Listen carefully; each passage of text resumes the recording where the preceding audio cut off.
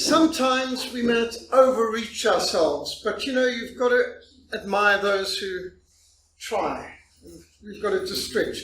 If you aim for the stars, you may not get them, but if you at least won't get a handful of mud either. It's better to reach further. As a missionary who for 38 years has concentrated on serving persecuted Christians in restricted access areas, I've traveled in 42 countries and I've worked in 38 countries across 4 continents, and I've been involved in 8 wars and 3 revolutions. This included throughout Eastern Europe behind the Iron Curtain during the Cold War. The Iron Curtain was the dominant reality from 1945 to 1989. And for a good part of my life, this was the reality. All these countries that had been betrayed to Stalin's Soviet Union by the Western Allies in the name of fighting for democracy at the end of the Second World War. And all these countries betrayed to the Soviet Union, and they were having their troops occupying and oppressing and exploiting and persecuting people. We talk about 150 million Christians in 10 nations betrayed to the Soviet Union in the Yalta Agreement alone. And so Europe was divided between slave and free. Communism was the reality for our friends in Latvia, Lithuania, Estonia, Poland, East Germany, Hungary, Romania, Yugoslavia, Albania. And just to go into Eastern Europe, it would take about 3 to 5 hours at a border post seeking to smuggle in. When I went into Romania, you'd see the pictures of Ceausescu everywhere, and the Marxist flags and emperor worship, like hadn't been seen since the time of the Caesars. Every home, every business, every church, everywhere had to have a picture of El Presidente, of dictator Ceausescu. May Day was a major religious event, marching under the red flags, and you can see here the religious nature of communism. There's the red star with Lenin's face in it. And notice it isn't just communist countries' flags here. You can actually see not just Bulgaria and North Korea, East Germany, but India. India's not communist. What they're doing. And you'll see further forward, over here you can see Norway's flag. They're not communist. Chile, what are they doing there? Austria, Italy, Spain. But communism was a missionary religion seeking to take the whole world. You have a world to win. And on May Day, you also saw some things that broke with the narrative. Because according to the narrative at that time, Yugoslavia was an independent country. It weren't part of the Soviet Warsaw Pact, but in fact Yugoslavia was always part of the Warsaw Pact. And North Korea and China were also meant to be separate, but there's Red China in North Korea being celebrated in Budapest, in Hungary, on May Day. So this Sino-Soviet split and Yugoslavia being head of the non-aligned nations was just basically a tactical deception. Albania, the most atheist country in the world. They killed the last minister. They destroyed the last church. It wasn't a single church, mosque, synagogue, nothing religious in the whole of Albania. They had big jamming stations to make sure no radio could get through except what was in their country. The first time I visited Yugoslavia, I heard the people in Croatia speaking about the need for independence. I was highly skeptical. It's 1989. Yugoslavia consists of 6 republics, 5 nations, 4 languages, 3 major religions, 2 alphabets, 2 calendars, only 1 political party, the Communist Party. This was the reality, the red star over Yugoslavia. How on earth could Croatia get independence? But in 1990, the first multi-party elections were held in Croatia. On 25th of June 1991, Croatia declared independence, which came into effect 8th of October 1991. That declared its independence unilaterally, not recognized so by Yugoslavia. By the 15th of January 1992, Croatia was recognized as an independent country by the European Economic Community. The first country to recognize them was Germany. And this is Dubrovnik. My son went there a while ago. He said, what a beautiful town. It looks beautiful now, but actually it was being shelled, and it was, during the war, it was in a bad state. The aggression by Yugoslavia was effectively ended in August 1995 with a decisive victory by Croatia, and since then, 5th of August has been observed as Victory and Homeland Thanksgiving Day. In Slovenia, a group of intellectuals articulated the case for Slovene independence in 1987. It's 2 years before the Berlin Wall came down. They firmly under communism. In the magazine Nova Revija, the Committee for the Defense of Human Rights was formed. Demands for democratization and independence for Slovenia forced the communist government to enact a number of democratic reforms. In September 1989, constitutional amendments were passed to introduce parliamentary democracy to Slovenia. 7th of March 1990, the Slovene Assembly changed official name of the state to the Republic of Slovenia. In April 1990, first democratic elections in Slovenia took place. By the 23rd of December 1990, more than 88% of the electorate voted in a referendum for sovereign independent Slovenia. They declared their independence 25th of June 1991. The Yugoslav People's Army invaded on the 27th of June 1991, and this was the beginning of what was called the 9-Day War, but sometimes the 10-Day War, depends how you calculate it. And the result was the Brujuni Agreement and the withdrawal of the Yugoslav army from Slovenia, December 1991. A new constitution was adopted, followed by laws on denationalization, privatization of all state enterprises by 1992. This was very fast. Slovenia really was amazingly fast. And the members of the European Union recognized Slovenia as an independent state 15th of January 1992, Germany being the first country to recognize it. Now, there were 6 nations or republics in Yugoslavia: Slovenia, Croatia, Bosnia-Herzegovina, Serbia, Montenegro, and Macedonia. And this unwieldy empire had been held together only by repression and communist one-party state. When I first traveled to Bratislava in Czechoslovakia, talk of the Slovakians seceding from Czechoslovakia seemed unrealistic and impossible. They were behind the Iron Curtain. People's resistance against communism had been suppressed, crushed repeatedly. And you think of Hungary, all the attempts that they had to uprise against the communists. And there'd been street fighting before. Now we're talking about 1956 and in Czechoslovakia 1968. Massive repression. And so people thought, you'll never be able to break out of the Warsaw Pact and away from communism, and let alone how could Slovakia break out of Czech and Slovakia. This is part of Prague Spring 1968, the Russian invasion, people telling them what they thought. My father-in-law, Reverend Bill Batten, was racing into Czechoslovakia from the west as people were pouring out by the hundreds of thousands. As he heard the Russians invading, he phoned Brother Andrew, said, meet you in Peninsula Square, and they were handing out Bibles in Russian to the Russians as they were invading Czechoslovakia. The Christians were adamant that Slovakia must become an independent country, which didn't seem possible at the time. And yet, instead, following the collapse of communist rule in Czechoslovakia in 1989 and the withdrawal of the Soviet Red Army, the Slovak Socialist Republic was renamed the Slovak Republic. And on the 17th of July 1992, Slovakia declared itself a sovereign state, meaning its laws took precedence over those of the federal government. Now, this is unilateral. There's no approval from the central government. But throughout the autumn of 1992, negotiations with the Czech federal government resulted in a vote, 31 December 1992, to dissolve Czechoslovakia. The Slovak Republic and the Czech Republic went their separate ways after 1st January 1993. What they called the Velvet Divorce, because it was peaceful, no blood was shed, no violence, reason triumphed. As the overthrow of communist rule in Czechoslovakia had been called the Velvet Revolution, now the peaceful separation of Czech and Slovakia was called the Velvet Divorce. Now the Baltic states, originally conquered by the Vikings and later by the Soviet Union, Estonia, Latvia, and Lithuania, these 3 Baltic states were occupied over the centuries, first by Sweden, then by Poland, and finally by Russia. The Republic of Latvia was established 18 November 1918, when it seceded from the Soviet Union.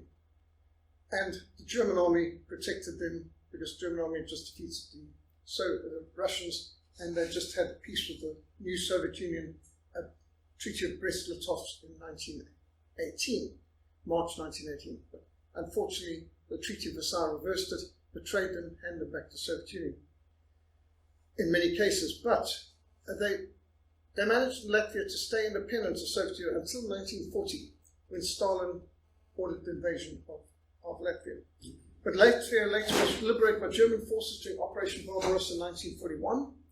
In 1944, the Soviet Union again invaded Latvia and forced it back into the Soviet Union. Starting in 1987, the Singing Revolution called for Baltic emancipation from communism and Soviet occupation. And this is what's called the Singing Revolution, because they had little protest options. And so they'd gather and they'd sing their patriotic national songs. And on the 4th of May 1900, the Declaration of the Restoration of Independence of the Republic of Latvia was issued, and on the 25th of August 1991, Latvia declared its independence. Now, the Soviet Union still existed, but Latvia said we're independent. Latvia has been declared the capital of culture in Europe, and its capital, Riga, is hosted the Choir Olympics, which my daughter Daniela, as part of the Cape Town Youth Choir, participated in. 140 choirs from around the world gathered in Riga for this event, and by the way, the Stellenbosch Choir won the spiritual choral section. And magnificent, but they used singing as a weapon. Estonia was also occupied over the centuries by Polish, Swedish and Russian forces, declared its independence 24th of February 1918. On the 6th of August 1940, Estonia was invaded, occupied by the Soviet Red Army under Stalin, and incorporated in the Soviet Union. Estonians continued to resist the Soviet occupation for years, even after the Second World War was over. The Forest Brothers resistance movement opposed Soviet policy of collectivization, based in concentration camps, and forced removals of Estonians to make way for Russian immigration. And they were fighting as late as 1954. 9 years after the Second World War, they were still fighting in the forests of Estonia against these people. In 1987, the Singing Revolution began, and by 1988, the Popular Front of Estonia became the standard bearer for Estonian independence. The Estonian National Independence Party was the first non-communist party in the Soviet Union. It demanded full restoration of independence. By the way, this is the chain. They had a chain of resistance spanning the three Baltic states, a continuous chain across them, where they were singing in resistance against the communist occupation. The candle became the symbol of resistance to communism. Started in Leipzig, premiering in Germany in 1982, the candle was symbolic of the fact that not all the darkness can put out the smallest light.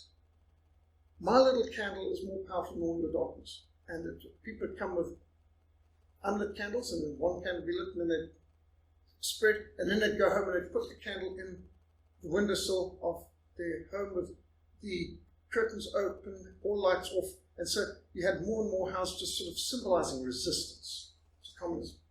Estonia never joined the USSR. Well, Kate could say that about the Union of South Africa. It was forced on us, just like it was forced to transform the Free State.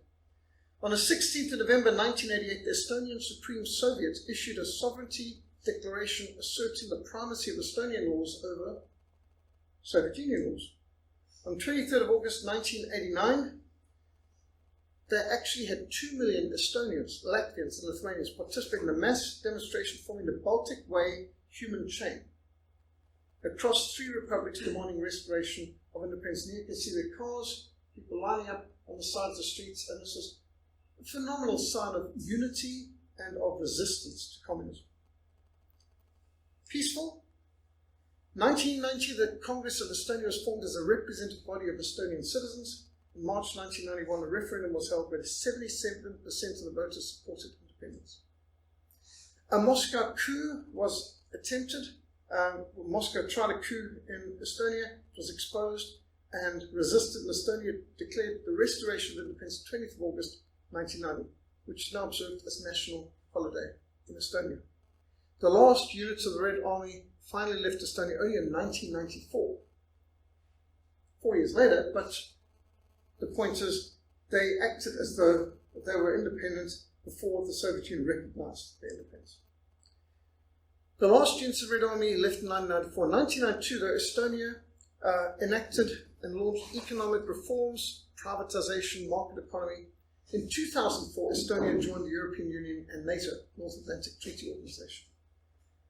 My daughter tells me these are some of the loveliest people you can find, really great people. So Estonia, part of the singing revolution.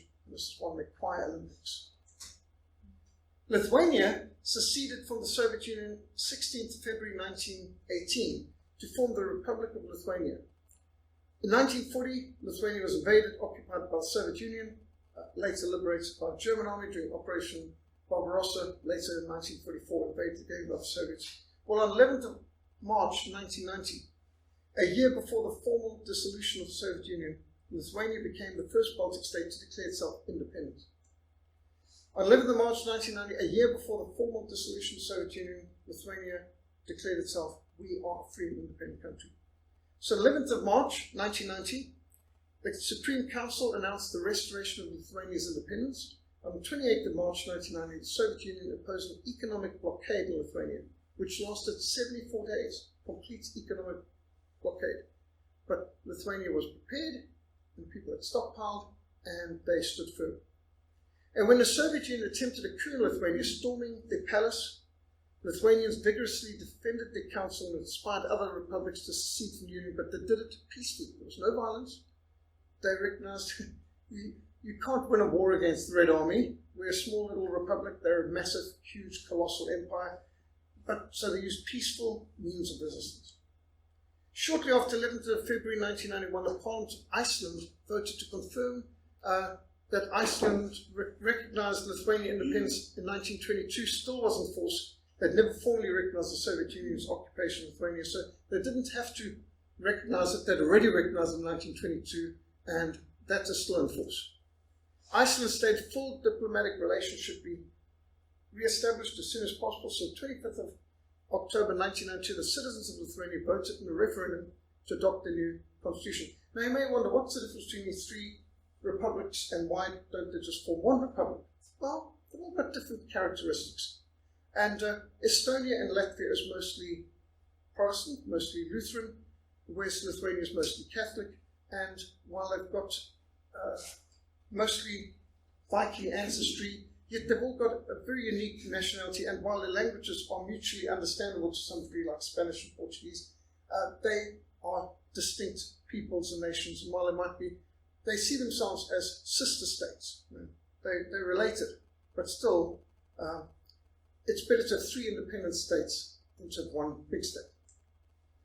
31st of August 1993, the last units of the Russian army finally withdrew from Lithuanian territory. So they didn't get rid of the troops the moment they declared independence. It took time, but in time, international pressure, domestic stability of the people forced the Soviet Union out.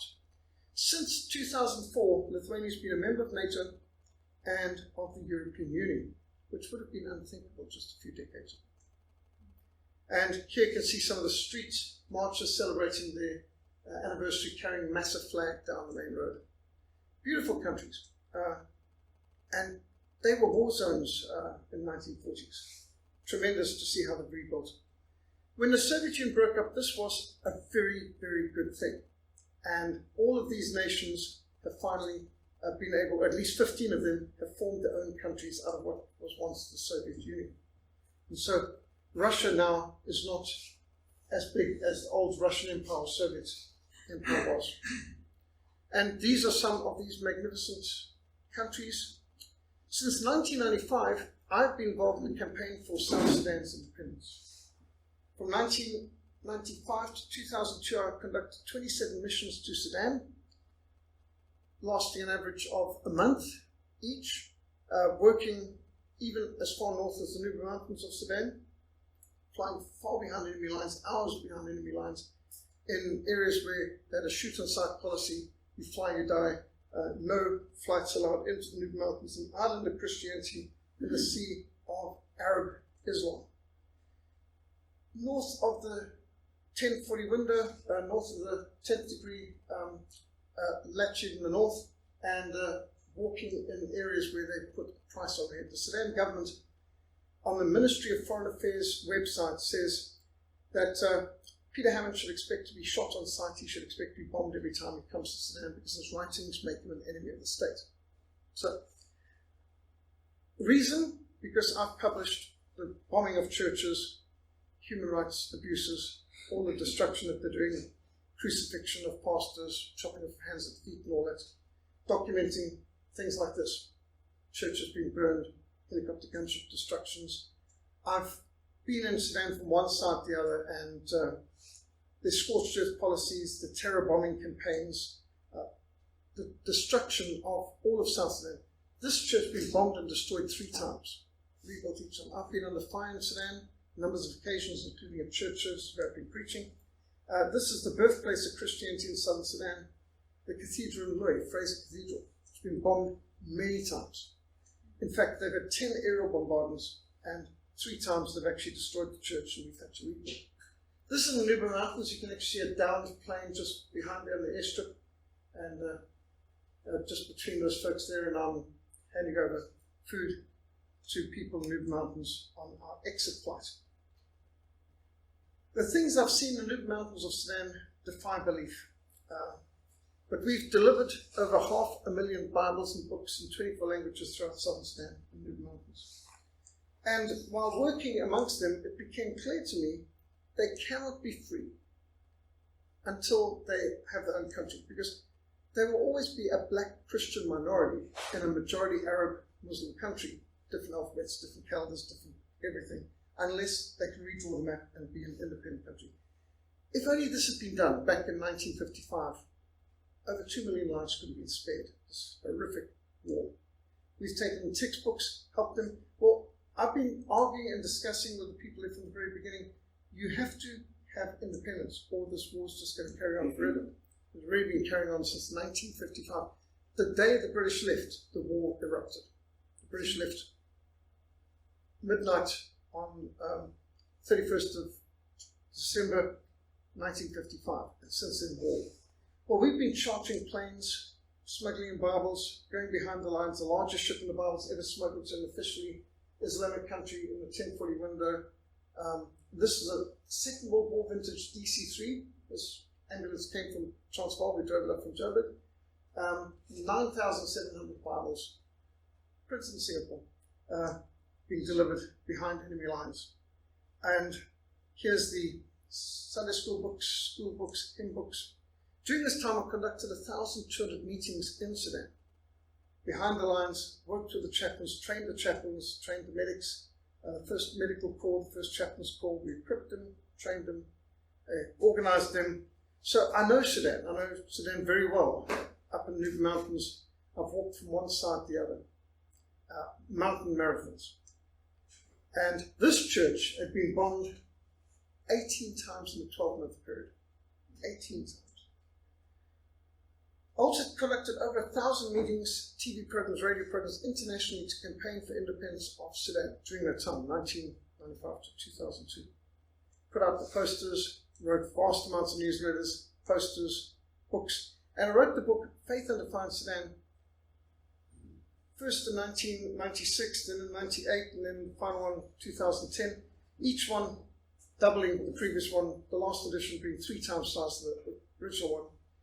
When I got death threats from the government for producing this book, I thought this is obviously successful, so we've got to produce more.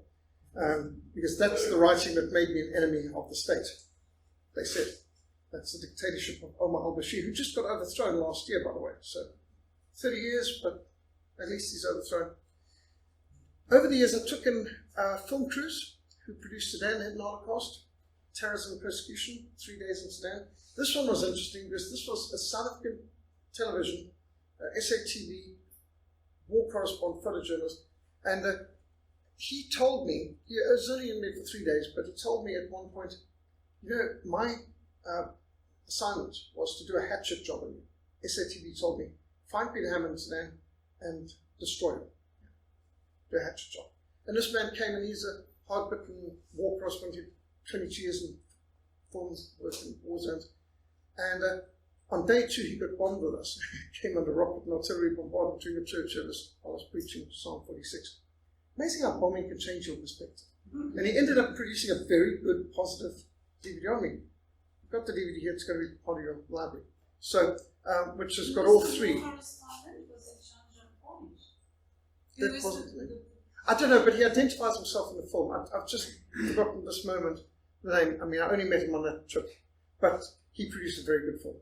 Well, I brought in filmmakers like Pat Matriciano of Jeremiah Films, who produced Sudan Hidden Holocaust, Terrorism and Persecution, and helped Samaritan's Purse of Franklin Graham to establish their hospital there and helped them with their first films on Sudan too. Initially, even the leaders of the Sudanese People's Liberation Army, the SPLA, John Garang and Salva Kiir, were very skeptical that the map could ever be redrawn. They said the African Union has resisted any changes to borders delineated in the Berlin Conference of 1884 to 1885. And the Berlin Conference of 1884 to 1885 drew up the map often using a ruler, taking a latitude or a longitude or a river, like people don't live on two sides of the same river. And just insane things were decided, but yet the African Union will not countenance changing the map. I strenuously argued with Commander Salva Kiir and Colonel John Garang. That's John Garang in the middle, second from the left, and Salva Kiir second from the right. And so John Garang was the head of the SPLA and Salva Kiir was the second in command at the time. I argued with him only independence for South Sudan to secure their future and their independence. And they were just fighting for autonomy for the South. I said, but then the war will carry on forever. This is a map I drew up myself, recognizing South Sudan. I called it New Sudan, at that stage separate from northern Sudan. Sudan was the largest country in Africa before secession in 2011. And so long before the leaders of the SPLA were aiming for full independence, I was aiming for full independence. Anything else would mean a continuation of oppression by the Arab North, as they'd always be a minority in their own country. Although blacks are a majority in South Sudan, they're a minority in the whole country of Sudan. Missionaries had pleaded with Great Britain back in 1955 not to include black Christians and animists of the South into an Arab-ruled Sudan, culturally, linguistically, every way, too divergent. This is just a recipe for conflict. Suggestions were made to incorporate Equatoria into Kenya or Uganda, but to no avail. From the very first day of independence, 1 January 1956, the Arab North sought to Arabize and Islamize the South. Brutal oppression, great devastation, loss of life. Forced Arabic to be the official language, where English had been the unifying language south. Forced Friday as a day of rest instead of Sunday. All sorts of things on with this Islamization, Arabization. Children were beaten for speaking their tribal language, had to speak Arabic. Forced to stand in a playground holding a rock in each hand. Whipped if they lowered their hands, and had to recite in Arabic and so on. I showed from Sudan's history and from teachings of Islam why the only way to be free of Sharia law and Arab oppression was to fight for full independence and sovereignty of South Sudan and Nuba Mountains. Although they were highly skeptical that it was at all possible, today South Sudan is an independent country, internationally recognized, and Salva Kiir, standing next to me here in the middle, is today the president of South Sudan since 9 July 2011. As recently as 2001, he was arguing that it's not possible. The theme of South Sudan independence was let my people go. All for separation. And this was the referendum in 2005 for whether they will go for independence. And when they decided we will go for independence in 2005, then they started preparing, and it finally was in 2011. The polling stations, New Dawn, Juba, celebration, independence, new flag, and here's many of the veterans who'd lost limbs in the war, and new uniforms. I must say, it must be rough being forced to wear white gloves out there in Equatoria. It's hot there. I believe it can get quite hot here in summer. Normal temperatures in the 40s over there. Salva Kiir, you might wonder where this hat comes from. This is a Texan hat. George Bush gave it to him when he visited America, and he wears it like a crown, and now this is part of the whole style there. A lot of people in South Sudan want a cowboy hat, Texas hat like this. And holding up the new constitution, and I don't know if you can see in the background, there's Franklin Graham, who runs Samaritan's Purse. I recruited Franklin Graham to go into Sudan really in 1996. You must come to Sudan, set up the hospital there.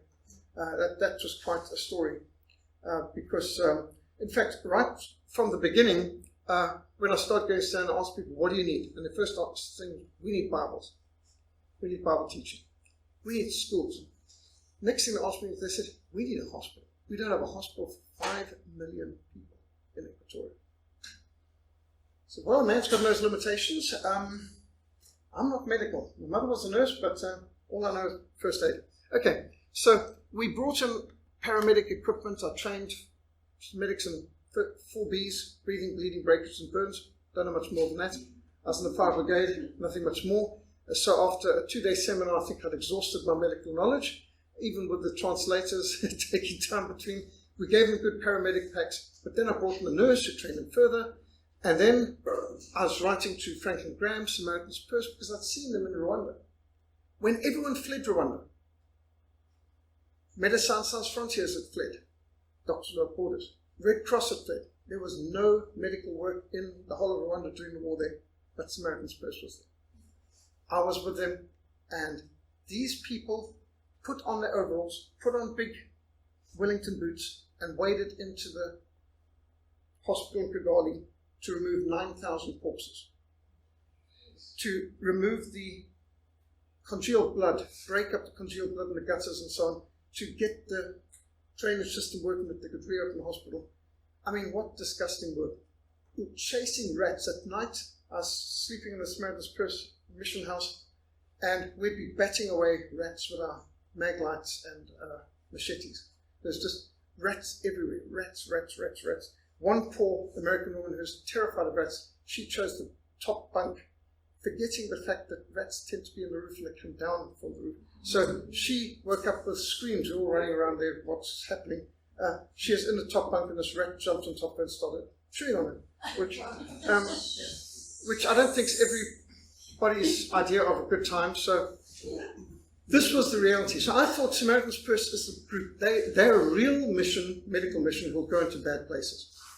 So I wrote to Franklin Graham in North Carolina to ask if I could communicate with them and so on, and would they be interested in going to Sudan.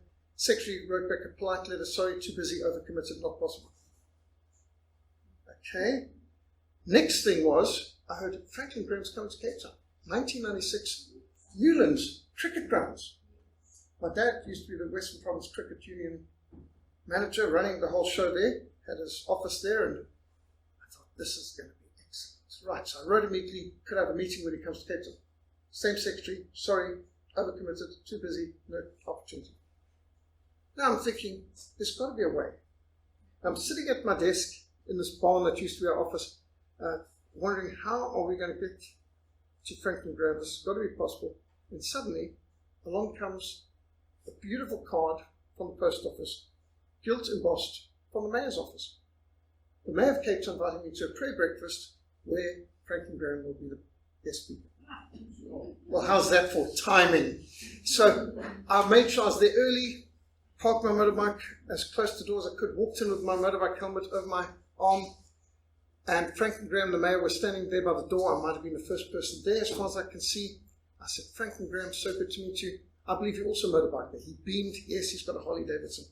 And I said, I believe you've also been training chaplains for the Contras in Nicaragua. Yes, I have, he said. So I've been training chaplains for Renama and UNITA, freedom fighters in Mozambique and Angola, and SPLA in Sudan.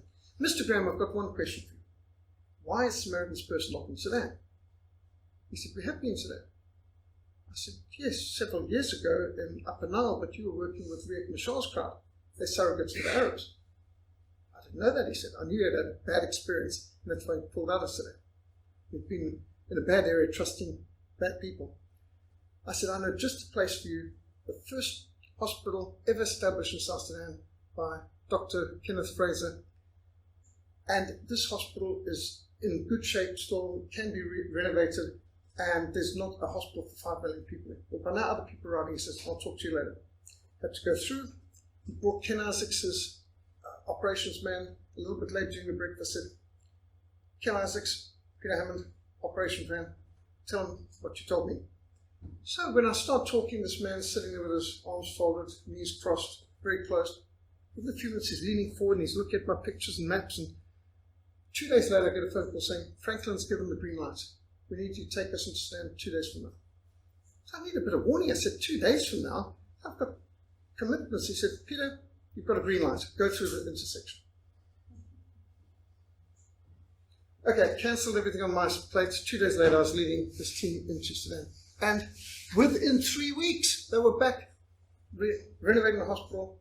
Extraordinary. But they were there for 10 years. In that time, they had hundreds of thousands of consultations and tens of thousands of operations. They saved on a lot of lives. In fact, I saw one statistic that they think that Samaritan's Purse medical work could have saved 300,000 lives in Sudan during that 10 years. And a lot of good work. Celebration Day of Independence. I mean, just look at this. This man raising what's left of his arms in praise to God for the freedom of South Sudan. From today, our identity is Southern and African, not Arabic and Islamic. We are not worse Arabs, but better African. Independence for South Sudan. Anniversaries of independence, and this is in Juba. New flag, new map, redrew the map. They've got their own seal, justice, liberty, and prosperity, their own currency, Sudanese pounds. Free at last is the sign that you see coming in there. Now, sadly, there's complications, and the worst of it is they discovered oil in South Sudan at about this time. Very, very, very, very, very sad, because oil seems to be a recipe for war. So sadly, there's been ongoing conflict, but South Sudan has more freedom and a higher life expectancy now, much higher than it did before, because a huge amount of medicals come in, a huge amount of water, wells, and so on. So today we continue to campaign for freedom and independence for the Nuba Mountains, an island of Christianity in the Sea of Islam. Nuba Mountains is up here in South Kordofan, basically there. So it's not part of independent South Sudan, but culturally, linguistically, religiously, they would like to be. There's also Blue Nile. We've done some work there as well.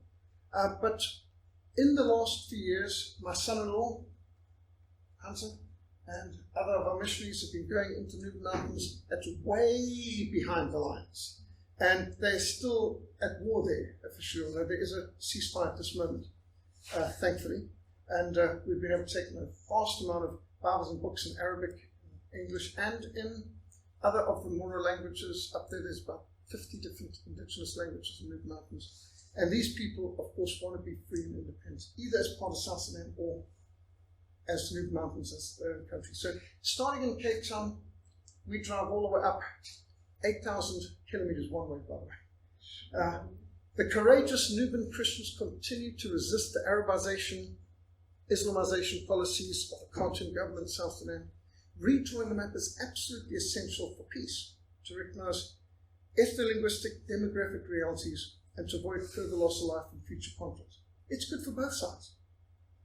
We must not continue to follow in the footsteps of failure. Centralization in a unitary state is as doomed to failure as the Tower of Babel, which, by the way, the European Union is built like. This is the European Union in Salzburg, and they built it like Bruegel's Tower of Babel. The Tower of Babel, centralization, that's Bruegel's famous painting of Tower of Babel. Here's the EU's poster, Europe, many tongues, one voice. And this is what their parliament in Strasbourg looks like. Now, I mean, is that blatant or is that blatant? This is the kind of, fist of rebellion towards God. We don't want decentralization, we want centralization. They're going to reverse Babel. That's basically what the EU says. We need to emulate examples of excellence, such as this decentralized model of Switzerland. When a country's got a plus in their flag, that's very positive. Switzerland is one of the freest, most prosperous countries in the world, with one of the highest standards of living in the world. And they are the founders of the referendum. And they are as decentralized as, one of the things, just to show you why you've got to love the Swiss. Some time ago, the Swiss government wanted to disband the homing pigeon regiment. Defunct, it's out of date. Why do you need a homing pigeon regiment? The people got enough signatures, had a referendum, beat the government. Homing pigeon regiment stays. Why? Governments can interfere with almost any form of communication, but can't interfere with homing pigeons. You've got to love people who don't trust the government like that. Yeah. That's just really great. And the free enterprise model of Singapore. The Berlin Conference, also known as the Congo Conference or the West Africa Conference, sought to avoid conflict by regularizing European protectorates and colonies in Africa to effectively eradicate the slave trade and to avoid conflict between European powers. The European powers gathered at this conference were also seeking to prevent rising American, Russian, and Japanese encroachments on Africa. But there wasn't one single African representative at the Berlin Conference. And the only American representative was Henry Morton Stanley. And they didn't listen to his advice either. But due to lack of information, a very incomplete understanding of the realities of Africa, often the borders were drawn along lines of longitude or latitude or along the river, and they tribes and nations living on both sides of those arbitrary border markings. Doubtless they didn't realize at that time. Now, you may not be able to fully blame the Berlin Conference, but the AU, who doesn't want to change the boundaries from the Berlin Conference, they should be blamed. In my missionary work, it's become clear the map needs to be redrawn.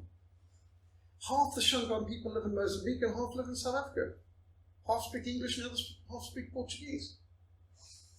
Half the Avamba people live in Angola, where they speak Portuguese and drive on the right-hand side of the road, and half live in Southwest Africa and will be learning Afrikaans English driving on the left-hand side of the road. Why? They're in two different time zones, despite being north and south of each other. The Chichewa people are divided between Malawi, Zambia, and Mozambique, and you could continue with this throughout Africa. The Berlin Conference boundaries of Africa don't make sense. The greatest conflicts in Africa, including the Biafran Civil War of 1967 to 1970, the Congo Wars, the long conflict in Sudan, would have been averted if they'd drawn a map along ethno-linguistic lines and recognized demographic realities, not forced some people to be minorities in their own country, oppressed by other tribes, other cultures, other religions. It's just not fair. And so, to look at Africa from a demographic, linguistic, religious, cultural perspective, let's recognize communities to be real communities, not where most people are oppressed by others. It's just not right, and it's just asking for trouble. In Nigeria, for example, which honestly is one mega empire, 480 tribes and language groups, the Hausa and Fulani are Muslim. The Yoruba and Igbo are Christian. And, you might think they could make 3 countries out of that, or 2 or something, but no. And so you've got ongoing conflict, terrible conflict in Nigeria. The Biafran Civil War was a horrific one, millions of people killed. And so just looking at some of the major breakdowns of racial groupings in Africa, you can get the impression of, take the Khoi in the sand. There's evidence in the rock cave paintings of the Khoi sand civilization going all the way up to Kenya, East Africa. But they don't live anywhere except in the Cape, Botswana, and in Namibia. Why? Because the Bantu tribes moving down exterminated them. The only places where the Khoi and sand survived is where Europeans came and were able to protect them. In every one of the frontier wars between the settlers in the Cape and the causes of Transkei, the Khoi and the sand were on the Dutch or British, the white side, because they recognized the threat to their very survival and existence wasn't. It was just a fact. And so, again, you can see there's alliances, realistic alliances that come about. And so, understanding linguistic family groups helps us. Again, you can see here, we've got the Khoi and the Sand area, which is uniquely now on the southwest of Africa. If you're going down to actual ethno-linguistic groupings, this is what the map might look more realistically. And why not? Why not have confederations of microstates where communities are real communities, where they, good fences make good neighbors, and you can get on well with your neighbors when you know that they're not a threat to your livelihood. It's inexcusable that since independence, the Organization of African Unity, now the AU, has steadfastly refused to allow maps to be redrawn.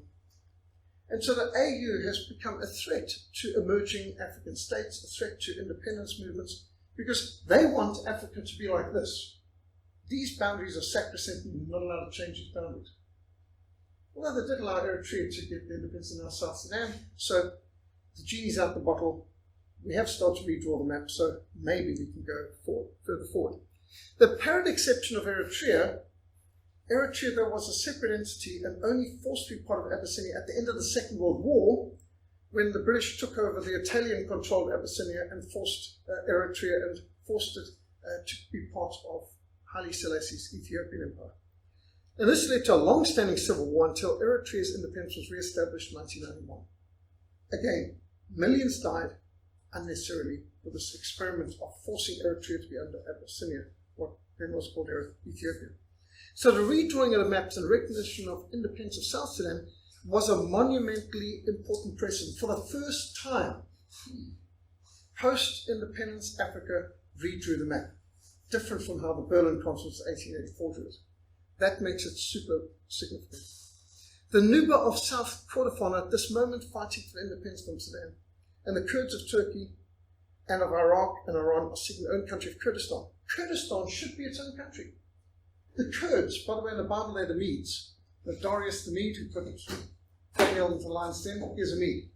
The Medes, or the Kurds, are a phenomenal country, but Winston Churchill, who was Secretary of Colonies at that time, drew the map of the Middle East after the British and French were carving up the Ottoman Empire, and gave Kuwait, the oil-rich place, its own entity. Why? Why is it not part of Iraq, what used to be Babylon?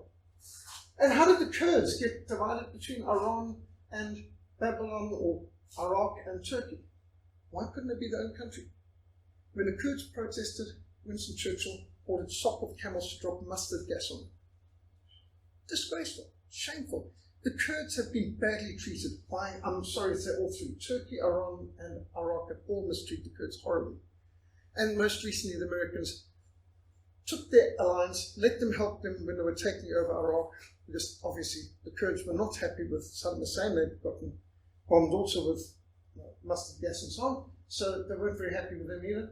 But then America just abandons them, and ISIS comes in and starts to murder them by the hundreds of thousands. So the Kurds really have got a good case to be an independent country, just one of many examples. This is what Kurdistan should be like, but Turkey does everything it can to crush the Kurds. And the Kurds are a major people. This is how one map looks at what Kurdistan could be like. And just like Turkmenistan or Kyrgyzstan or Tajikistan, why are they not their own independent country? They deserve to be. Then you,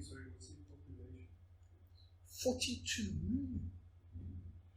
They should be their own country. This is not insignificant. Wow. Beyond horrific. Sadly, a lot by the Turks, a lot by the Saddam Hussein's Iraq, but ISIS has done a hideous amount just recently. Catalonia, northern part of Spain, they've been campaigning for independence, and as you can see, they've been very successful mobilizing the people, although they're not yet recognized by Spain, who doesn't want this to happen. But I think Catalonia is right there in the north of Spain. Now, this is a map of Europe where you can see the lines where the national boundaries are, but this recognizes demographics, so ethno-linguistic people groups distinct from a national boundary. So there's room for some readjustments of boundaries. That's just Europe.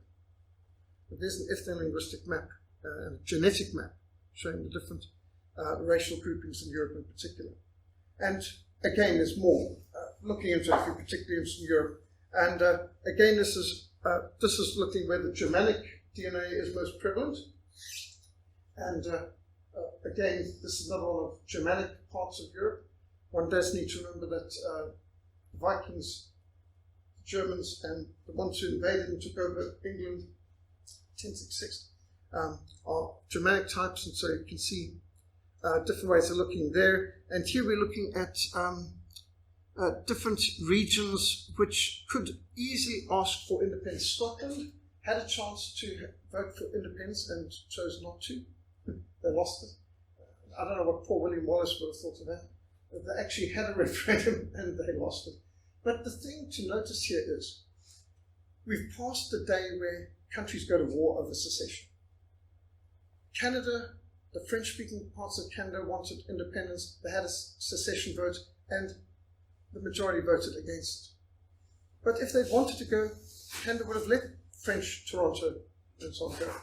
Scotland was given a chance, and Britain wouldn't have gone to war with Scotland if Scotland had chosen independence. It would have happened. It would have been a divorce, not a war. So we've gotten to the stage where you're seeing groups seceding without a war, like Czech and Slovakia. So obviously we've reached the stage where it's no longer considered acceptable to do what Abraham Lincoln did, which is wage a ruinous war to preserve the Union. Unions are not worth preserving by war. So if you think about it in the sense of divorce, what would you think in a case where there's an abusive marriage, where one partner, let's say the husband, beats and abuses and is emotionally abusive and physically abusive to his wife, and she runs away to her parents or whatever and wants to get divorced from him? What would you think if he came and killed her parents and burned down her parents' house and killed her dog and beat her up and forced her to come back in there? Would you say, he preserved the Union? Well, they built statues to Abraham Lincoln for preserving the Union, and Lenin as well for preserving the Soviet Union when Ukraine tried to break away. But this is no longer considered acceptable. They might have glamorized these people who were abusive before, but I don't think anybody today generally thinks it's acceptable to go to war because some people want to be free and independent, especially in an abusive relationship. So there was a time when civil wars took place over secessions. I don't think that is socially acceptable or normative right now. Witness the fact that we've seen Brexit, we've seen Scotland actually given an independence vote, we've seen Toronto being given an opportunity to Quebec to secede. So these are potentially independent states in Europe right now. Flanders and Wallonia are thinking of seceding from Belgium, Brittany from France, Galicia in the Basque country, Catalonia wanting to break away from Spain. You can see there's Kurdistan is very much on the map for that. Kosovo, of course, has been a long time battle there and so on. So there's definitely, these are very, very potential independent states coming out or emerging states in Europe. And again, this is looking at a potential map of Europe of if the different nation states are given their independence, what the map could begin to look like. And this is feasible because no longer, since the Yugoslav war, are countries in Europe thinking about fighting to prevent a secession. So, who knows? The maps of Europe could change in the future. This is just speculative. But looking at Hong Kong, you know, was a phenomenally successful economy. And you know, the only reason why Red China's economy has grown so much is because they absorbed Hong Kong. And now Hong Kong's economy is now part of Red China's economy. Before 1997, Hong Kong had a bigger economy than Red China. And what did Hong Kong have? No natural resources, but they had a free, tax-free, tax haven place of free enterprise. And Hong Kong developed a bigger economy than the whole of Red China. And today, what are the people in Hong Kong campaigning with? This is the flag. They're putting up the old British colonial flag. I would have thought they could have come up with a better one, but they love the old British colonial flag because to them it represents a time of freedom that they couldn't get under Red China. And so this, I think, short circuits the brains of a lot of politically correct liberals, that in Hong Kong, the people are now flying the old Union Jack and the old colonial flag of Hong Kong because they want Chinese colonists out. They want freedom for Hong Kong, and I think we can think that for the Cape too. So I've got some videos here, I've got my notes here for the case for Cape independence, and obviously you're here putting feet to this whole vision. You're not asking for independence, you're taking it, and we are very grateful. So I've got notes on this morning's sermon, I've got notes on this lecture I've just given, and these are free for you to take and help yourself to the notes, and there's a notebook I put back if you want to be on my email list. So, question time. Any questions, comments, complaints, or criticisms? The war between the North and the South states of America was, they said that the stimulus was actually slavery, which was held dear to the Southern states. Well, actually, and they wouldn't listen to the Abraham. But that's not true. That's the pretext. Every war needs a pretext. And so, they may say that things are, this is for freedom, this is for freeing the slaves or whatever. But, for example, the fact that Abraham Lincoln was not interested in the freeing of the slaves is proven by many different points. First of all, Abraham Lincoln said in public and in writing, if allowing slavery would preserve the Union, I'd allow slavery. If abolishing slavery would preserve the Union, I'd abolish slavery. Whatever will preserve the Union. And he was willing to offer the Confederates that they could be in perpetuity having slavery if they would stay in the Union. Slavery was an issue. And when he gave us an Emancipation Proclamation in 1563, he expressly only gave it in those territories controlled by the Confederates, which meant in territory he didn't control. He didn't free any slaves in northern controlled areas. His great general, Ulysses Grant, who later became American president, owned thousands of slaves, something like 3,000 slaves. There was, in fact, a lot of northerners owned slaves. Nobody was ever enslaved under the Confederate flag. The ships that brought slaves to America flew the American Stars and Stripes. The slave traders were in Boston, in the northern parts of America. The people who employed the slaves were mostly in the South, cotton fields and so on. But they actually treated their slaves a lot better than the northern ones, who were the industrialists. So it's not as clear-cut as they would like to make. For example, the head of the Southern armies, the Confederate armies in the United States of America, was General Robert E. Lee, who had freed all his slaves and who was against slavery, and his number two was Stonewall Jackson. General Thomas Jackson was against slavery. And Thomas Jackson and Robert E. Lee pleaded with the Virginian legislature, abolish slavery, set all the slaves free, then declare independence. Take away the excuse the Northerners are using. And sadly, the Southern states dithered on this, but they all agreed it had to go. They just weren't sure how to get off the tiger, kind of thing. And they'd inherited this mess, and they were trying to phase it out, but they should have been decisive and free the slaves, then declare independence. That would have been the right way. And then Britain might have been able to help the South, but Britain couldn't help a country that still practiced slavery. This was Britain's strongest foreign policy goal of the 19th century: abolition of slave trade, fight the slave trade, set the slaves free. And Britain would like to have supported the Confederates because, first of all, they'd like to get the Union back, who had invaded Canada, started the 1812 war and all of that. And that war ended in the favor of the US. Battle of New Orleans, all that sort of thing. So the point of saying that slavery was the point of it isn't possible, because only 8% of the Confederate soldiers owned slaves. So what were the other Confederate soldiers fighting for? Paid. Sorry? Money. I don't even know if the Confederate soldiers were paid. A lot of them didn't even have boots. They were. And do you know, there were more blacks in the Confederate army than there were in the Northern army. And, if you've read the book or watched the film Gone with the Wind, you can see how a lot of the Southern blacks were, go get them Yankees, and they were enthusiastic, going out to dig the trenches and to fight against the Yankees, and these damn Yankees coming and looting our farms and stealing. So it wasn't as clear cut as I like to make out. But remember, propaganda in war, you always define your side in the best light and the other side in the worst light. So, for example, you'd take Rhodesia. What would Mugabe and Zanu have said? We're fighting for the freedom of black people in Rhodesia. But 85% of the Rhodesian army were black volunteers. Whites were conscript, but blacks were volunteers. Who were the terrorists killing? Mostly black people, murdering them terribly, 30,000 in fact. And who suffered once Mugabe went to liberate the people? The black Zimbabweans, particularly the Madabili. But the picture is black versus white. But the reality was black and white together against red. But bear in mind, America, because the Union won, their version of history has tended to predominate, and Hollywood's pushed it, but it doesn't actually weigh up on the scale of things. So, for example, I go to a lot of home education festivals in the United States, and the homeschoolers are solidly pro-Confederate.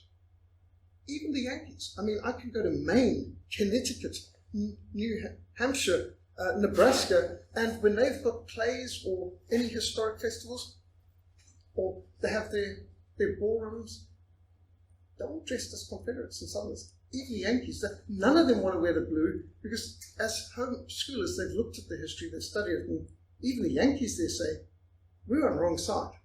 This is bad. And America's gotten worse since 1865. America was a free country. And since then, it's gotten more and more intrusive, top-down, where central government is interfering with everyone, right down to the farmer. So it's not as clear-cut as they would like to make out. Not at all.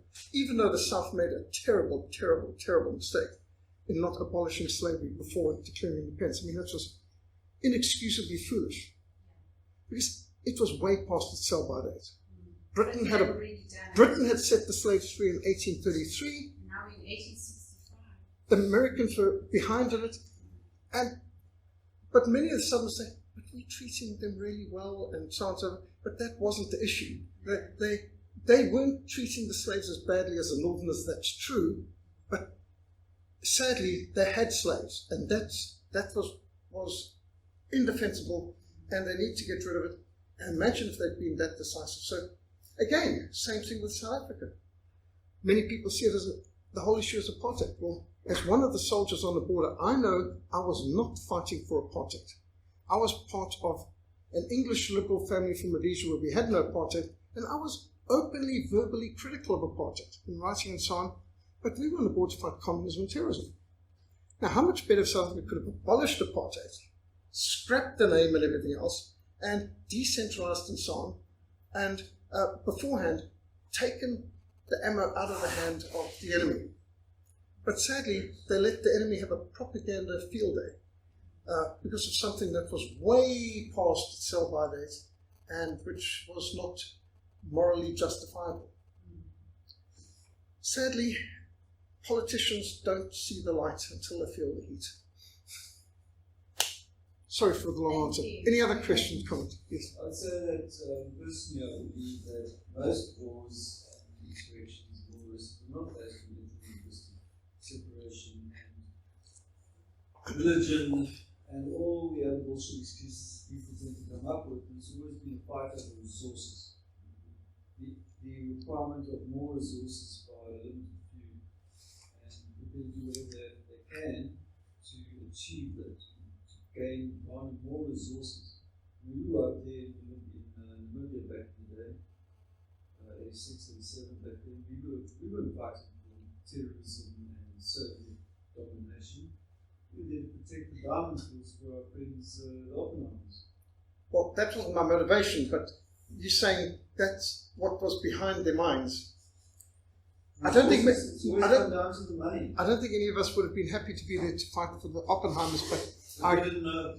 We didn't. We didn't know. Yeah. We know now. Now, it's interesting you say that. You know, in the First World War, they mobilized South Africa. You've got to go and attack German Southwest Africa because they've got this major shortwave radio station at Lüderitz, which is endangering the entire Royal Navy, apparently. If anyone believes that. So, South Africa invaded, and De Louis brought in and so on. When they came back from taking Southwest Africa, where I think we outnumbered the defenders like 20 to 1, they were given freedom of the city in Kimberley, and Oppenheimer, one of the Oppenheimers was mayor there, thanked them in a public speech in Kimberley, 1915. Now, over 85% of all the world's diamonds fall under De Beers, and we control all the diamonds now because of Namibia and so on. And the soldiers came back and thought, what about, we thought this was about shortwave radio station at Lüderitz.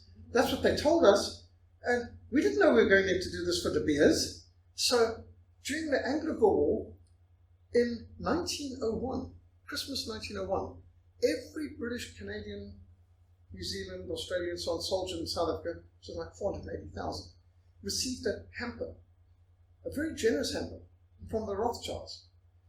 It had Christmas pudding, cigarettes, cigars, pipe tobacco, sweets, all sorts of goodies, playing cards, with a card, and the picture of it is in the Genocide of the Boers book by Stephen Mitford Goodson, who used to be a director of Southern Reserve Bank.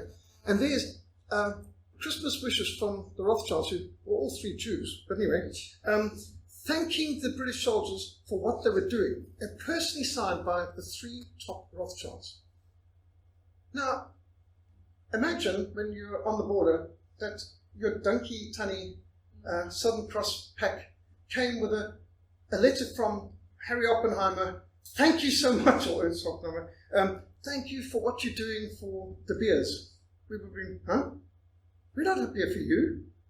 But during the Anglo-Boer War, the Rothschilds basically acknowledged all of them. You're here to enable us to get control of the diamonds and the gold in the Transvaal and the Free State. And it's like, this is, if the average American soldier was told, you're in Iraq and so on for the oil, many of them would have not volunteered if they knew that's why they've got to go there.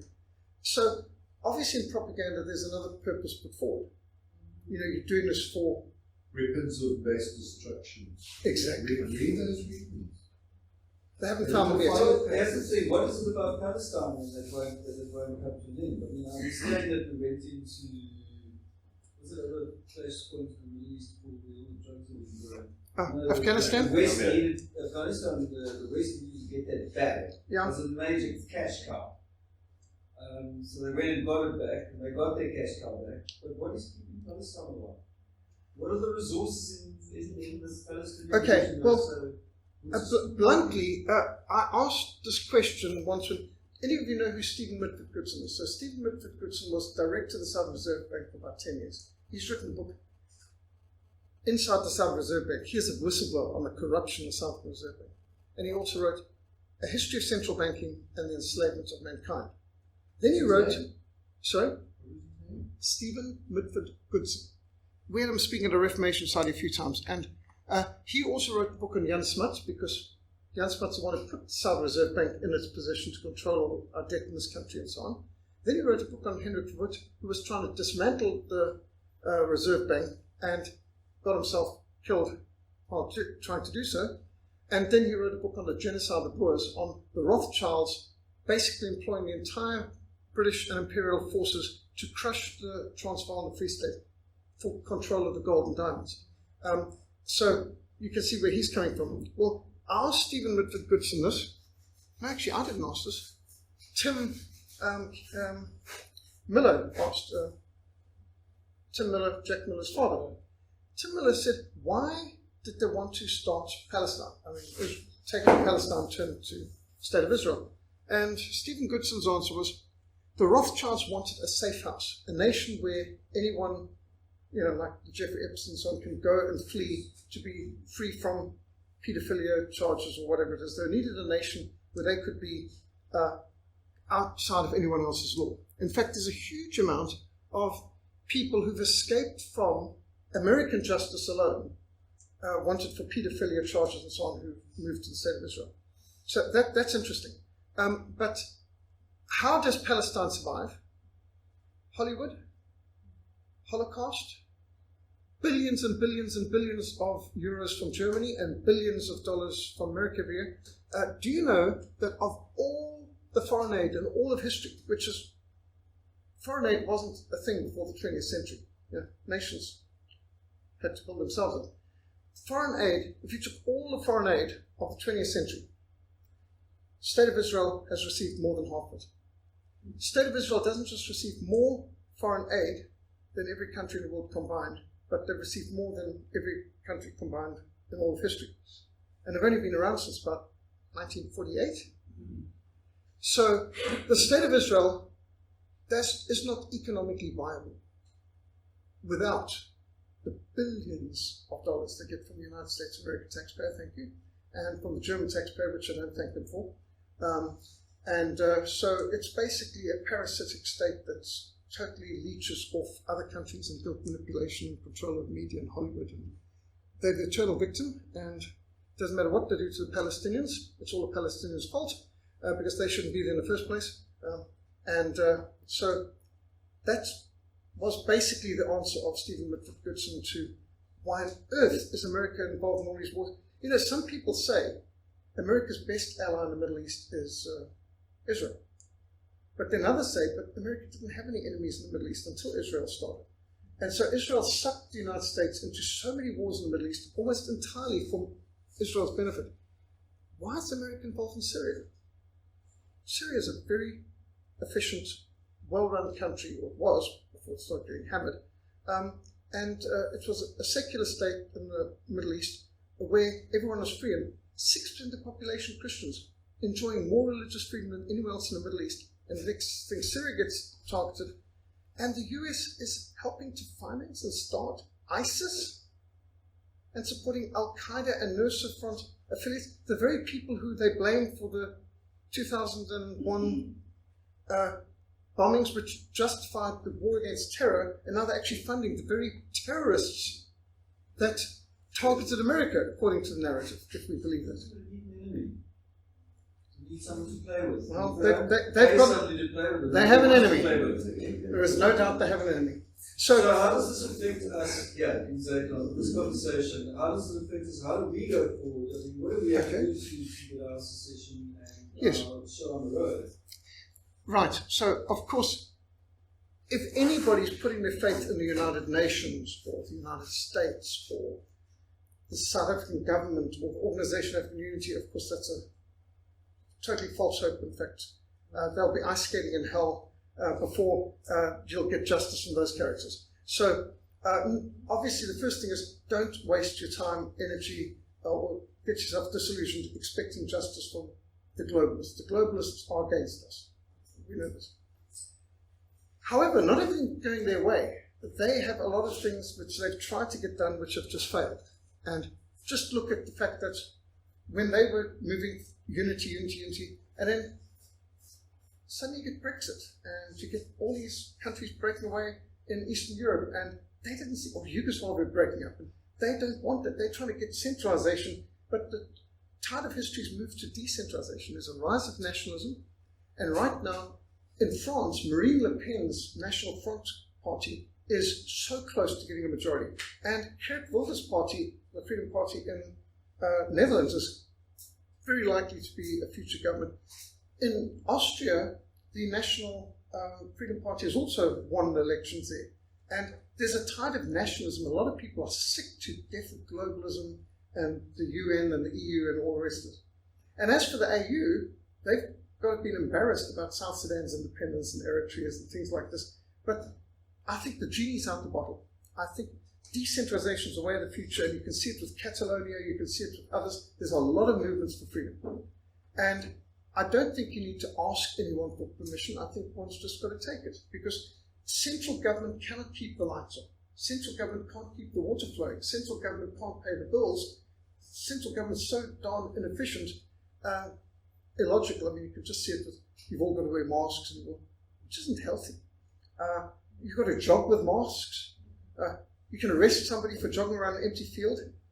How's this making any sense? Arrest surfers? They can't arrest state capture. So if you take a man like R.W. Johnson, British economist, who wrote the book, How Long Will South Africa Survive? He wrote back in 1980s, I think 1987, How Long Would South Africa Survive Then? We wrote another book recently, 2015, I think, How Long Will South Africa Survive? And he predicts South Africa's going to break up. It can't continue to pay the bills. The economy is falling. The government's failing on every level.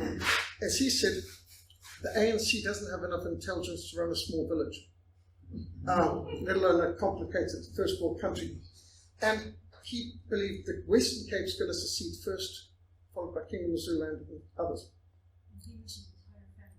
Yes, so R.W. Johnson's moved his whole family to Tableview. So that's an interesting thing, that he believes in the Western Cape enough to move here. I think economically, well, economics has always been the weak point of socialists and communists and globalists. They've got these grand plans, but they never work. And so, again, basic biblical economics. Don't get into debt and be self-sufficient, be a good neighbor, these sort of things. Don't depend on others. And so this business of looking to daddy state and the government to bail us out, obviously that fails. So the people who can organize their own food and water and get themselves organized, get off the grid, not depend on Ishcom for your power failures. You can have your own power failures. Why have their power failures and expensive power failures too? So I do believe where we are here is we know that the government's plans are going to fail. They will always fail. But why should we be bailing them out? Alexander Solzhenitsyn, who suffered how many years in communist concentration camps, he gave us the word gulag to understand the Soviet concentration camps. Solzhenitsyn said, the lie is the pillar of the state. Let your credo be thus. Let the lie come, but not through me. I will not advance the lie. And so one of the best things we can do is just refuse to keep repeating the lies, being part of the system, for us to personally secede. I secede from the government indoctrination system, pull my children out of school and homeschool. I secede from the government indoctrination system. I'm not listening to SATV, ETV, don't care what Clinton News Network, the Bolshevik Broadcasting Corporation, Slime Magazine, Newspeak, Useless News and World Report. We are getting our alternative news, alternative everything. Why should I be part of the globalist agenda?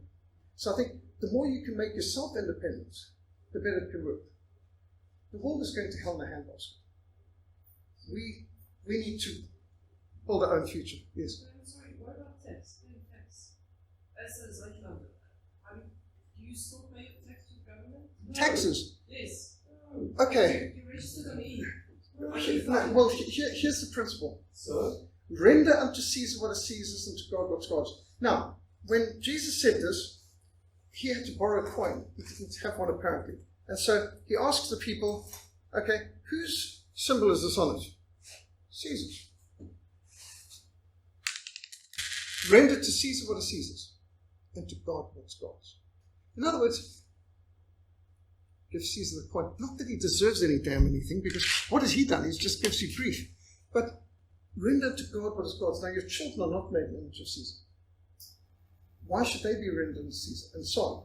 They made in the image of God, and they are entrusted to their parents. So today, the way people teach it is, render unto Caesar everything Caesar demands, and give God your coin. They've completely flipped it around. Whereas the whole emphasis of Jesus, give Caesar what you have to. I mean, he deserves a coin about, that's it. But give God everything else. And that was the spirit of Christians for years. But now we've got this mentality. Do you know what income tax Americans were paying before the Second World War? Something like 1%. By the end of the Second World War, they were paying 4%, which some said this is outrageous. But of course, they had to save the Soviet Union and send all those trillions of weapons over there. So it took more money. But now they're paying, what, 40-something%? And us in South Africa, the amount. No, so look, there's no doubt that the vast amount of your taxes is wasted, squandered, stolen, and looted. According to the African Union, 32% of the gross domestic product is stolen by government taxes. That's the anti-corruption task force. 32% of the gross domestic product in South Africa is stolen by government corruption. We're not talking about taxation. We're not talking about inflation. Just state capture theft is 32% of the GDP. It's colossal. So the less you can give them, the better. Now, you know, tax evasion is illegal. Tax avoidance is legal. Tax avoidance means working within the law to avoid paying tax. You set up a trust, you organize whatever's got to be done. So tax avoidance, to do things in such a way that you pay the least tax possible, which I certainly believe in. Government deserves nothing, because they give us nothing but grief. But to stay out of jail, you do what you have to, but you try and organize as much as possible. As much as you can do bartering or avoid the banks and so on. Sorry? it's called pay it. Yeah, so basically speaking, render unto Caesar what is Caesar means give Caesar what he deserves, which isn't much.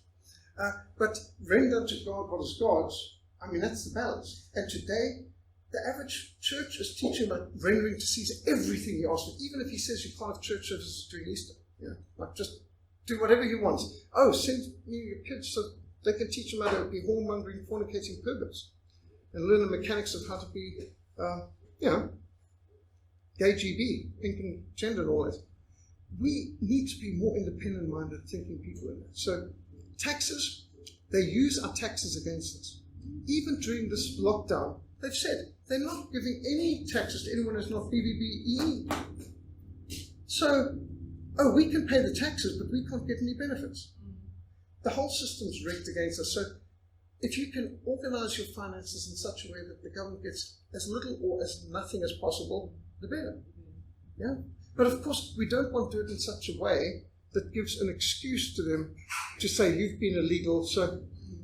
But for example, when John D. Rockefeller became Vice President of America, he had to go to congressional, this under Gerald Ford, 1974. They were starting to find out that the richest man in America hadn't paid any taxes in his whole life. And I asked him about it, and he says, I don't deal with that sort of thing. I wouldn't know about that. And the richest people in this country don't pay taxes. That's why people are amazed when we said the independent cake should replace income tax, VAT, GST and so on, abolish it all, replaced with TEAL, Total Economic Activity Levy. Economists like Stephen Mitford Goodson says, you don't even need 1%.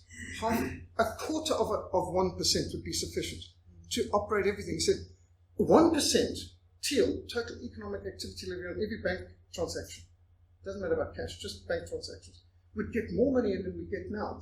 What?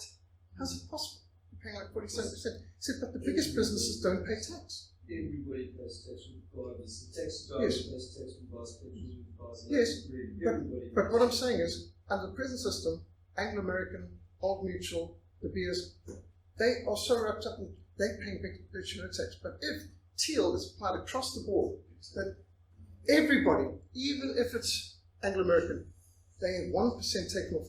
You'll get more tax than you're getting now. So right now, the middle class is being bled dry. Yeah. For a little bit, the top are getting on. But it can be less than that, because most of what the government's doing, they shouldn't be doing. And most of it's corrupt and efficient and so on. So if you wanted a free country, we wouldn't even need a quarter of 1% TEAL, and it would be adequate. But this is according, I'm not an economist, that's according to economists like Stephen Mitford Goodson. This would solve unemployment and certain things. You don't need the government to pay for anything.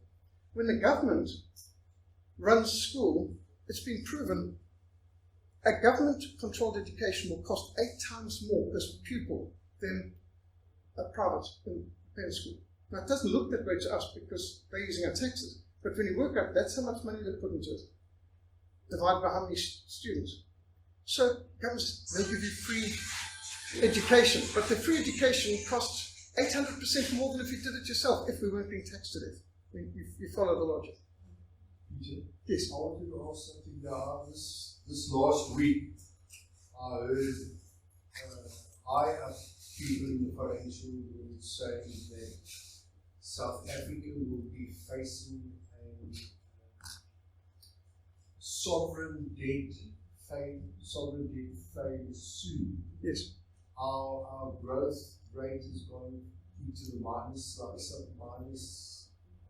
We've been the minus for the last 2.5 years. Yeah, but it's going big into minus. Now, under lockdown, it's Sovereign plummeting. Debt phase. We can't even service the debt. So, to my mind, we going the same way as Rhodesia, Zimbabwe. What do you say? Yeah. Are we Well, going that same way? Well, please don't take the name of Rhodesia in vain. Rhodesia never went that way. Zimbabwe went that way. Zimbabwe. I used the word Rhodesia Yes. because it wasn't Rhodesia, now Zimbabwe. Yeah, but Rhodesia was a paradise. Zimbabwe is a hellhole. I know. Do you know that in I'll tell you, 1973, I toured Rhodesia. Yes. And we had to exchange rands to Rhodesian dollars. And it cost 1 rand 10 cents to buy a Rhodesian dollar in 1973. Well, in 1977, when my father-in-law went to Rhodesia, it cost $3 American to buy 1 Rhodesian dollar. Well, there you go. And 1 Rhodesian dollar could buy you a steak dinner. in Salisbury. So now, what my question is, from a financial, from Yes. an economic point of view, surely we going down this line. Well, there's no doubt. We're not going. We Gone can't. over the precipice. America's Where died. else? I mean, America's I mean, died. if you haven't learned from history, Yeah. what other African country has ever made it work? So What we makes got you think there. South Africa's going to We be gone good? to them. Well, yes, there's no doubt that you cannot loot 32% of the GDP and expect the country to be healthy. And it's not like they're administering the rest of it well. Everything, ESCOM, Arms Corps, Telcom, SAA, you name it, every parastate is parasitical. They are leeching off. You see, On that's earth. why so we've got our own banking system, so we can pull our economy away. We also got on our system a spend tax, because that's all we're going to do in the dispensation is a spend tax. And so you can get away with a lot less taxes. And within what we're doing at the moment, you can actually, this is not a avoid tax.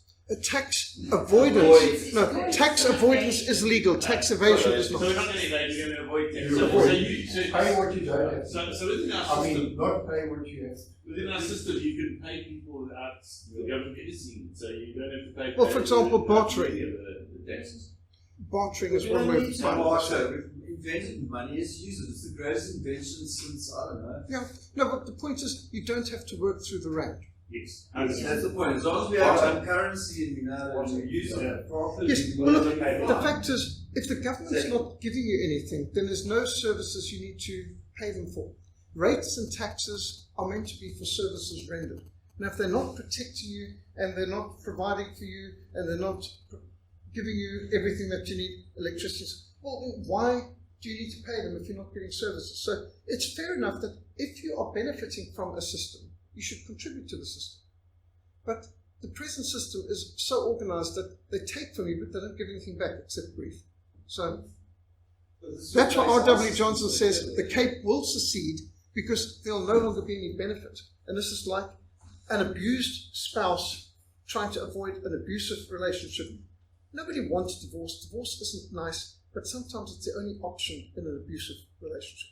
And so in this case, we're talking about a divorce from South Africa, when the South African government hates us. And in fact, when the leader of the country can take part in singing to kill us, then really and truly blame us for everything, and then even say, we will be giving this kind of lockdown aid to our people. And they say, thank you. Say, oh, but not you. You're not our people. He did it in New York, sitting at a table with You're not our people. Trump. Oh, no farmers have been killed in South Africa. That's right. But Cyril Ramaphosa, he didn't become a billionaire by hard work.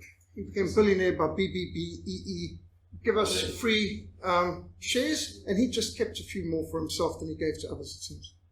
The other thing I wanted to say was in this week, I also I researched it, and they say that America's got, we say we've got problems. America's problems It is serious. catastrophic. They're going to be catastrophic to the extent that the dollar is going, the dollar, which is the world. Well, it's the been dollar's the world medium of standard. exchange. The dollar's the world standard. And they're saying that precious metals like gold, silver, You always they got to can go go back to through gold. the roof. Yeah. Yes. Always got to go back to gold. So our government will loot all the gold and silver. Yeah. They keep on saying, well, they got to loot it. Sorry, let's have one person at a time. One person at a time. Sorry.